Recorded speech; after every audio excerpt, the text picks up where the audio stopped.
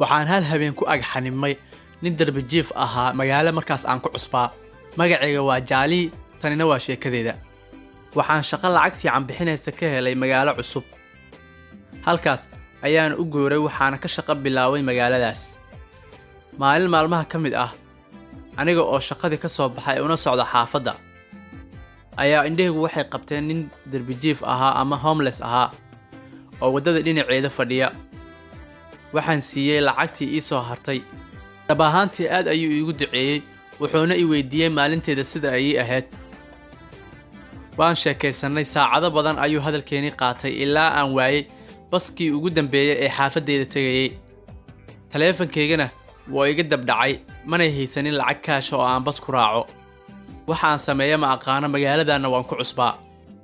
baska ugu dhow waxa uu imaanayaa subaxii waxaan sameeyay ma aqaano waxaana ku dhex xanimay wadada aniga oo la joogay ninkii hoy la'aanta ahaa waxaan ku qasbanahay maadaama aan option kale haysanin inaan seexdo wadada dhexdeeda maadaama aan keligay ahay waxa suurtagal ah in la dhaco ama la idilo laakiin ninkii hoy la'aanta ahaa waxa uu noqday midka aniga i badbaadiya waxa uu igeeyay guri cooshado ka sameysnaa wuxuuna i siiyay sariirtiisii aad ayaan uga xumaaday markii uu dhulka seexday laakiin wuu ku qasban yahay sababtoo ah asaga sababtiisa ayaan ku waayay baskayga subaxii waxaan raacay baskii ugu horeeyay ee xaafadeena aaday waxaan raacay baskii xaafadeena toos u tagayay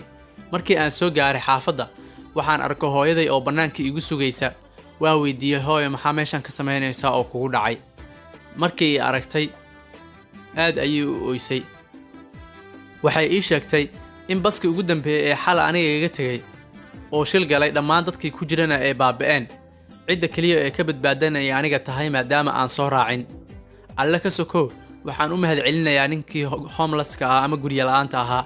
kaasoo sabab u ah maanta inaan noolaado waxaan ku laabtay ninkii hoy la'aanta ahaa wuxuuna iiga sheekeeyay qisadiisa inuu noqdo hoy la'aan wuxuu ii sheegay in magaaladii uu deganaa la burburiyay kadibna oo sidaas ku noqday darbi jiif inuu ka shaqayn jiray shaqo laga soo ceeriyay laakiin dukumiintiyaashii iyo shahaadooyinkii laga xaday sidaas awgeedna uu ku noqday nin darbi jiif ah saan waa ninkan darbi jiifka ah waxa uu badbaadiyay noloshayda waxaan isku dayay inaan u qabto waxaan awoodo si noloshiisa dib uu ugu helo tareenka nolosha uu ka dhacane uu dib u soo fuulo wuxuu samaystay dukumiintiyaashiisii rasmiga ahaa wuxuuna helay shaqo hadda aniga iyo asaga waxaan ka shaqeynaa hal xafiis noqo qof naxariis badan dadka kalena u wanaagsan wanaaggaas adiga ayuu kugu soo laaban doonaa